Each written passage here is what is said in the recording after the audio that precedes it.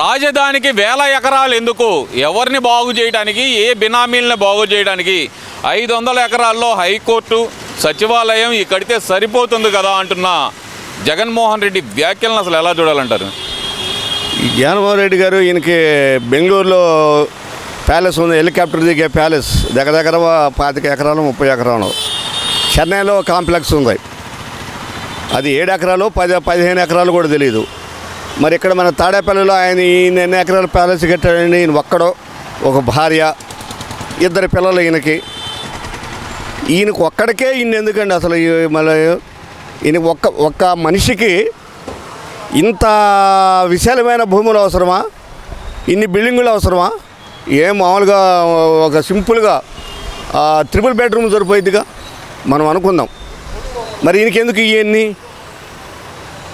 ఈ భారతీయ సిమెంట్ ఎందుకు? వ్యాపారం నుంచి పెట్టుకున్నాడు. మరి అవన్నీ ఎందుకు నీకు బతకటానికి? నీ తండ్రి సంపాదించిన ఇడుపులపాయల ఆస్తి సరిపోదా? ఆ ఇడుపులపాయలు ఎంత ఉంది? మరి ఇవన్నీ ఎందుకు? జగన్మోహన్ రెడ్డి గారు ఎందుకు రాజధానికి 500 ఎకరాలు ఏ రకంగా సరిపోయింది? ఒక స్టేట్లో ఒక ఒక ప్లేయర్స్ క్రికెట్ కానీ వాలీబాల్ గేమ్స్ ఆడుకోవడానికి ఎన్ని ఎకరాల గ్రౌండ్ కావాలి చెప్పండి? ఆడిటోరియం ఉండాలిగా, లేదా ఇప్పుడు రవీంద్ర భారతమలిగా ఒక కళాభవనం ఒకటి ఉండాలా? దానికి ఎంత కావాలి? ఇప్పుడు ఐఏఎస్ ఆఫీసర్లు ఉన్నారు, వాళ్ళకి నిలవటానికి స్థలాలు, వాళ్ళకి ఇల్లు కట్టాలిగా ప్రభుత్వం తరఫున. వాళ్ళు కట్టి కేటాయించాలి, ఏ కేటగిరీ ఐపీఎస్లకి, ఐఏఎస్లకి, మరి సిఎస్ఎల్కి. మరి ఏమిటి అక్కడ వ్యాపార సంస్థలు? ఇప్పుడు ప్రభుత్వం తరఫున ల్యాండ్ తీసుకొని టాటా కంపెనీ ఏముంది, అతనికి లీజుకి అతనికి కొంత ల్యాండ్ అప్పు చెబితే అతను ఒక పరిశ్రమ ఏర్పాటు చేస్తాడుగా. ఫిన్నిచర్ పరిశ్రమ అనుకుందాం, లేదా అది ఇంజిన్ పరిశ్రమే అనుకుందాం. మరి సుంటిని ఏర్పాటు కావాలంటే భూమి ఉండాలిగా, భూమి నీరు ఇవన్నీ ఉండాలి. మరి ఇది లేదా ఎట్టొస్తాయి? 500 ఎకరాల్లో రాజధాని. నువ్వు అన్నట్లు అసెంబ్లీ, క్యాబినెట్ మీటింగ్ కూడా ఒక హాలు సరిపోయిద్ది అనుకుందాం. మరి తక్కిన వాళ్ళు ఎక్కడ ఉంటారు? రోడ్డు అమ్మట పురుగు గుడిసెలు ఉంటారు ఐపీఎస్లు, ఐఏఎస్ల ఆఫీసర్లు. జగన్మోహన్ రెడ్డి గారు సచివాలయం ఎంప్లాయీస్ ఎక్కడ ఉంటారు? వాళ్ళ ఇళ్ళకాడి నుంచి వస్తారా? ఒకసారి ఇప్పుడు ఈయన ఏం చేస్తాడంటే, నా దగ్గర సెల్ ఫోన్ లేదు, నా నెంబర్ లేదు అంటాడు. ఒకసారి నా నెంబరే నాకు గుర్తులేదు అంటాడు.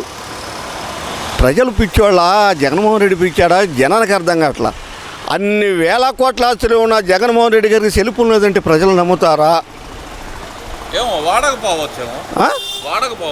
ఎందుకని? ఇష్టం లేదేమో. ఎందుకు ఇష్టం లేదు? ఇవాళ కమ్యూనికేషన్ నీకు అన్నీ కావాలంటే నువ్వు ఎట్లా మరి దీన్ని ఇది చేస్తున్నావు? ఉంటారు కదా సెక్రటరీలు, పిఏలు, వీళ్ళందరూ ఉంటారు కదా. వాళ్ళు ఉంటారా? అసలు ఒరిజినల్ ఇన్ఫర్మేషన్ నీకు రావాలిగా. ఈయన ఏమి లేదండి, చుట్టూ ఒక విజయసాయి రెడ్డి గారు అన్నట్టు కోటగిరి నిర్మించుకున్నాడు. వాళ్ళు చెప్పింది దానా తందానా అని చెప్పేసి విజయసాయి రెడ్డిని పక్కకు నెట్టాడు. డొంక కదిలింది. ఈ కుంభకోణంలో, ఇది లిక్కర్ కుంభకోణంలో ఇప్పుడు మాటకు ముందు నన్ను అరెస్ట్ చేయండి, నేను తాడేపల్లిలో ఉంటాను. ఇప్పుడు సిబిఐలుగా నీ మీద ఎంక్వైరీకి వచ్చారా? ఈ లిక్కర్ స్కామ్లో రాలేదుగా. నిన్ను అరెస్ట్ చేస్తాను ఎవరైనా చెప్పారా? అధికార ప్రభుత్వం, కోట ప్రభుత్వం నిన్ను అరెస్ట్ చేస్తున్నామని చెప్పి నీకు ఏమన్నా సంకేతాలు ఇచ్చిందా? అర్ధరాత్రి పోలీసులు వ్యాన్లు వేసుకొచ్చి, లేకపోతే కార్లు వేసుకొచ్చి మీ ఇంటి మీద గోడ దూకి ప్యాలెస్లోకి రాలేదుగా. మరి ఎందుకు నువ్వు కంగారు పడుతున్నావు నన్ను అరెస్ట్ చేయండి ఇక్కడ ఉంటానని? వాడు ఇంకోడు ఉన్నాడు, అమెరికా ఆడుకో పారిపోయాడు, అరుణ్ అనేవాడు. వాడిని కూడా పెట్టుకోవాలి ఈ కుంభకోణంలో. మాటకు ముందు వెన్నుపోటు అంటారు. రేపు 4వ తారీఖు వెన్నుపోటు అనమాట. దేనికి వెన్నుపోటు అమ్మడు రాంబాబు గారు? ఎలక్షన్ రిజల్ట్ వచ్చిన రోజుని వెన్నుపోటు దినోత్సవంగా ప్రకటిస్తున్నారంటే ప్రజలు వెన్నుపోటు పొడిచారని భావిస్తున్నారా ఆయన? ప్రజలు పొడిచారుగా. ఇప్పుడు నాయకుడు అవునా? ఇప్పుడు ప్రతిపక్ష నాయకుడు వాళ్ళ తల్లికి వెన్నుపోటు పొడిచాడు. అసలు పార్టీ అధ్యక్షుడు శాశ్వతం జీవితకాలం అదేంటంటారు పురస్కార అవార్డు. మళ్ళీగా ఈయనకి ఇప్పుడు 40 ఉన్నాయి అనుకోండి, ఇక 90 సంవత్సరాలు 100 సంవత్సరాల దాకా ఈయనే అధ్యక్షుడు పదవి. మరి మొన్నటిదాకా తల్లిని పెట్టాడు, చెల్లిని పెట్టాడు, పాదయాత్ర చేపించాడు. తల్లి పెళ్ళికి వెన్నుపోటు పొడిచింది ఎవరు? చంద్రబాబు వెన్నుపోటు పొడిచారంటున్నారు కదా. చంద్రబాబు వెన్నుపోటు పొడవల. ఎల్పీకే లక్ష్మీ పార్వతి, ఇంకో ఉన్నాడు విజయవాడ దేవినేని నెహ్రూ. నేను ఇంతకుముందు ఒకసారి ఇది న్యూస్ బయటకు వచ్చింది, ఎన్టీ రామారావు గారు చనిపోలేదు, చంపబడ్డాడు. బ్యాగులకి బంగారం ధనం సమృద్ధిగా బ్యాగులు సర్దుకొని దిండుతోటి అదిమి చంపబడిన వ్యక్తి నందమూరి తారక రామారావు. ఇది ఎట్లా అంటే చెబుతున్నాక ఇందుట్లో పాత్ర లక్ష్మీ పార్వతి కనుక ఆయాలయం చంద్రబాబు నాయుడు ముఖ్యమంత్రి అయినప్పుడు ఎంపట కనుక ఈవెని ఎంక్వైరీ ఇది సిఐడి వాళ్ళు వెళ్తారు ఎంక్వైరీ చేసినట్టే ఈడీ వెళ్తారు ఎంక్వైరీ చేసినట్టు అప్పుడే బయటపడింది దేవినేని ఎవరైనా. ఇంకొక మనిషి కూడా ఉన్నాడు. ఇది మాకు ఎట్లా అంటే విశాఖపట్నం నుంచి ఒక డిఐ ఆఫీసర్ ఇంటెలిజెంట్ ఆఫీసరు మా పెదనాయన సరిపోతే కర్మకాండాలకు ఆయన వచ్చాడు. మా పెదనాయన కొడుకు పోలీస్ డిపార్ట్మెంట్లో మంచి ఐ పోస్టులు ఇప్పటికీ ఉన్నారు, మొదటి నుంచి ఉందా పోలీస్ డిపార్ట్మెంట్లో. ఆయన వచ్చి ఆ సందర్భంగా మా గ్రామంలో చెప్పాడు, రామారావు గారు చనిపోలేదు సంపన్నపడి ఇది ఇంటెలిజెంట్ రిపోర్ట్ అని. ఇది గమనించు అంబడి రాంబాబు గారు. వెన్నుపోటు వెనుపు చంద్రబాబు నాయుడు పడవల ఈ లపాకి ఈమెవరండి తాటిపరితలు ఏమన్నా అరకథల పిల్లలు రాష్ట్ర ముఖ్యమంత్రి కావడానికి ఎత్తుగడలా. ఒక ముఖ్యమంత్రి పక్కన ఈమె రాష్ట్రాన్ని పరిపాలించే దక్షత ఉందా? ఈమె ఎవరో ఎన్నో ఇది 1 2 3 1+1+1 చివరికి మనకి ఎనిమిది ఈ 1+1+1 పర్సెంట్ రాసుంటాలను పెట్టుకొని మీకు ఎన్ని మిగిలిన 1+1 అంటే 2 వచ్చింది 11 వచ్చింది. అంబడి రాంబాబు గారు ఈ పేరు నాన్నగా కూడా మాకు ఎగురుతున్నాడు. ఏమని పవన్ కళ్యాణ్ విప్రంగా చెప్పాడు, వంగవీటి రాధాని వంగ పేరు నాన్నగారి నీకు చెప్తున్నా ఛాలెంజ్, వంగవీటి రంగాన్ని చంపింది ఎవరు? ఎన్టీ రామారావు గారు ప్రభుత్వంలో. అసలు వంగవీటి రాధా గారు విజయవాడలో ఎన్టీ రామారావుకు వీరాభిమాన సంఘ అధ్యక్షుడు ఆయన. ఇది పక్క.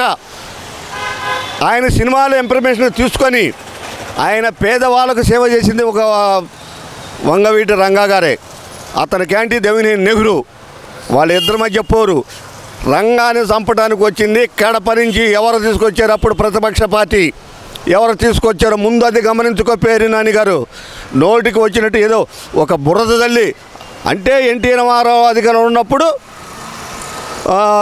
రంగా చనిపోయినప్పుడు ఏం జరిగిందో ఇప్పుడు అది జరిగిద్దా? ఎవరిని చూసి?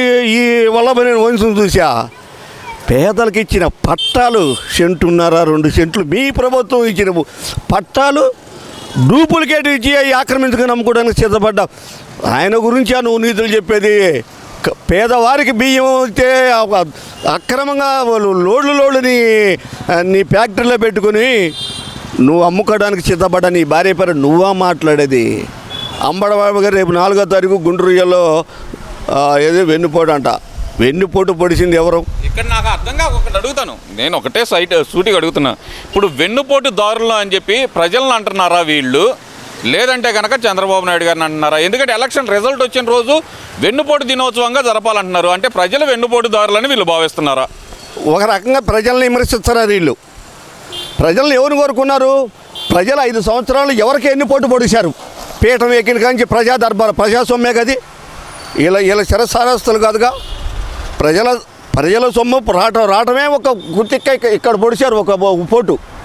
ఏది ప్రజా దర్బారు 10,000 కోట్ల ఆస్తి ఇక్కడ పొడిచారు.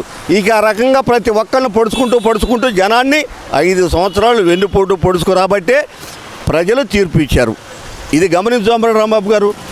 తల్లికి వెన్నుపోటేగా, చెల్లికి వెన్నుపోటేగా, చంపబడ్డ బాబాయికి ఇది ఇంకా మరీ ఘోరం అండి. మరి తండ్రి చనిపోతే దాన్ని కార్యక్రమాలు పూర్తి చేయకుండా సంతకాలు పెట్టించింది. మరి ముఖ్యమంత్రి పదవి కోసం వెన్నుపోటు పడిచింది. ఇందుకంటే సీనియర్ నాయకులు ఉన్నారు. కిరణ్ కుమార్ రెడ్డి గారు, రోసీ గారు, చాలామంది సీనియర్ నాయకులు ఉన్నారు. మరి హైకమాండ్ ఉంది ఢిల్లీలో. వీళ్ళందరూ సంప్రదించకుండా మరి నువ్వు సంతకాలు సేకరణ ఎందుకు చేశారండి మీ నాయకుడు గారు? వెన్నుపోటుకా? ఇది వెన్నుపోటు అనరా? చెప్పండి అంబడి రాంబాబు గారు.